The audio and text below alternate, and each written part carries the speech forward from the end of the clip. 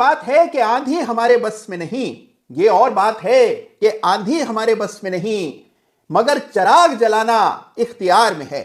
Chart of the week के इस विशेष new year addition में आप सभी का दिल की गहराइयों से स्वागत, और आप सभी को मेरी ओर से और हमारी टीम के सभी सदस्यों की ओर से, मेरे परिवार के हर सदस्य की ओर से आप सभी को a very happy, a very prosperous and a very fruitful 2024, यानी कि 2024 आपके लिए मंगलमय हो। बाजार में आप झंडे गाड़ दें, ये शुभकामनाएं हम सभी की आप सभी के लिए है।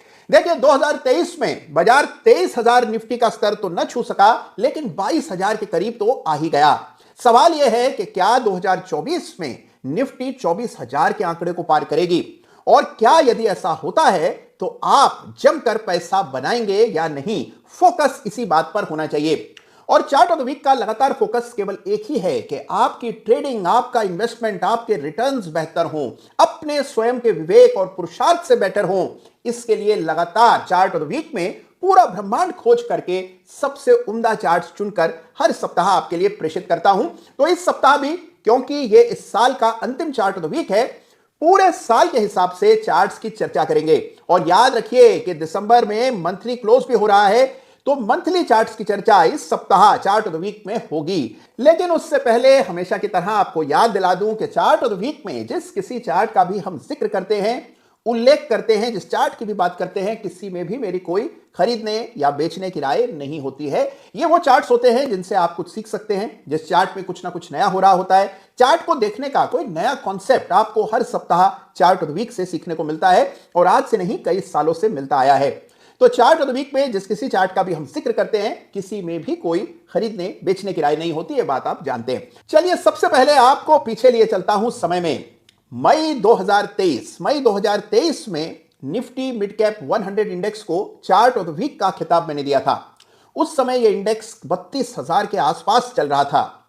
आज यह इंडेक्स 46,000 के आंकड़े को पार कर चुका है, यानी कुछ ही महीनों में 40% की वृद्धि इस इंडेक्स में आती हुई हमने देखी। जबरदस्त तूफानी तोड़फोड़ तेजी मझोले और छोटे शेयर्स में आती हुई दिखी, और उसका पूर्वानुमान चार्ट ऑफ द वीक से आपको लगातार मिलता रहा है। इसके बाद हमने कुछ ही महीनों बाद चर्चा की निफ्टी पीएसयू बैंक इंडेक्स की। चार्ट ऑफ द वीक का खिताब इसको दिया जुलाई के महीने में, और वहां से सरकारी बैंकों ने जो दौड़ लगाई है वो अभी तक जारी है। अब से कुछ ही महीनों पहले, यानी कि नवंबर के महीने में, निफ्टी रियल्टी इंडेक्स को चार्ट ऑफ द वीक का खिताब मिला था। उस समय यह इंडेक्स 600 के करीब ट्रेड करता था। 2 ही महीनों में, यानी कि नवंबर और दिसंबर में, इस इंडेक्स में जबरदस्त तेजी देखने को मिली, और हमने देखा कि 700 को पार करके एक बड़ा breakout Nifty real estate shares में देखने को मिला। तो चार्ट को अगर सही देखा जाए, सही समय पर पढ़ा जाए, तो उससे आप बड़े ब्रेकआउट्स पहले समय से पहचान सकते हैं। यह सिद्ध किया है लगातार चार्ट ऑफ द वीक ने। और अब देखिए ईयर एंड पर 2 और इंडाइसेस की चर्चा करते हैं, जहां हमने मंथली चार्ट्स पर जबरदस्त मोमेंटम इस महीने बनते देखा है। 2 चार्ट्स का जिक्र करूंगा। सबसे पहले निफ्टी मेटल इंडेक्स, इसकी चर्चा पहले भी चार्ट ऑफ द वीक में हुई है।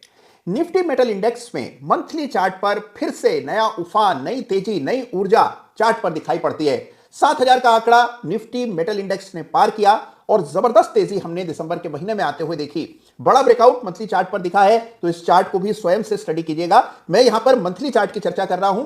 आमतौर पर चार्ट ऑफ द वीक में हम वीकली चार्ट्स की चर्चा ज्यादा करते हैं। मंथली चार्ट लंबे समय के लिए देखे जाते हैं, और मेटल्स में एक साइकिल ऑपरेट करती है जो कई महीनों सालों तक चलती है। तो मंथली चार्ट देखना मत भूलिएगा निफ्टी मेटल इंडेक्स का।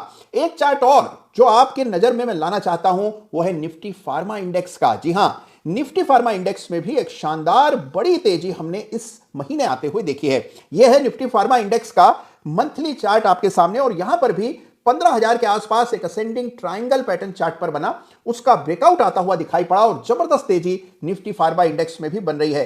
तो इन दोनों ही इंडाइसेस को 2024 के लिए स्टडी अवश्य कीजिएगा। याद रहे कि मंथली चार्ट्स देखे जाते हैं लॉन्ग टर्म इन्वेस्टिंग के लिए, और इस सप्ताह जिन 2 चार्ट्स को चार्ट ऑफ द वीक का कंबाइंड खिताब में देने वाला हूं, इन 2 चार्ट्स को भी डेली वीकली चार्ट्स पर नहीं, बल्कि मंथली चार्ट पर आपको स्टडी करना है।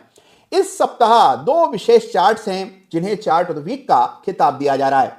देखिए, एक सेक्टर ऐसा है जिसने अभी तक इस तेजी में उस तरह से हिस्सा नहीं लिया।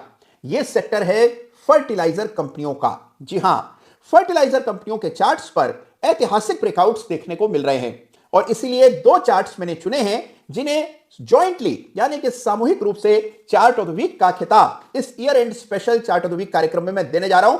तो कौन से हैं ये दो चार्ट्स, आइए जानते हैं। जी हां, दो चार्ट्स जो कि एक साथ चलते हैं, हम कदम हैं हम राह हैं। दो चार्ट्स हैं एनएफएल यानी कि नेशनल फर्टिलाइजर लिमिटेड और आरसीएफ यानी कि राष्ट्रीय केमिकल एंड फर्टिलाइजर।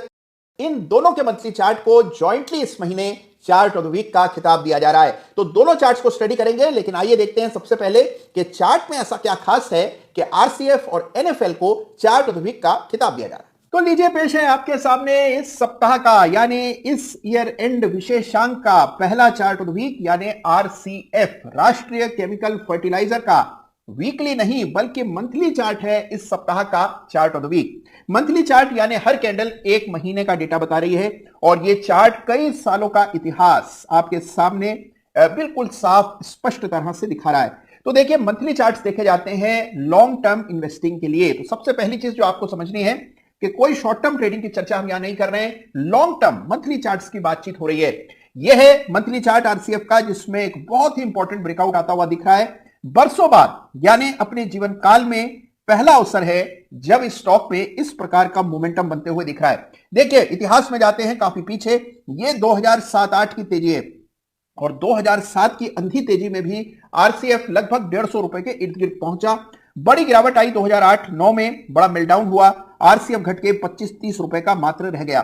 फिर साइकिल बदली, फिर एक मोमेंटम बना और 2011 में फिर 100 तक पहुंचा, फिर नीचे, और इस तरह की साइकिल्स कई बार इस स्टॉक ने झेली हैं। बाजार में तेजी बनी लेकिन उसका असर आरसीएफ पर नहीं पड़ा।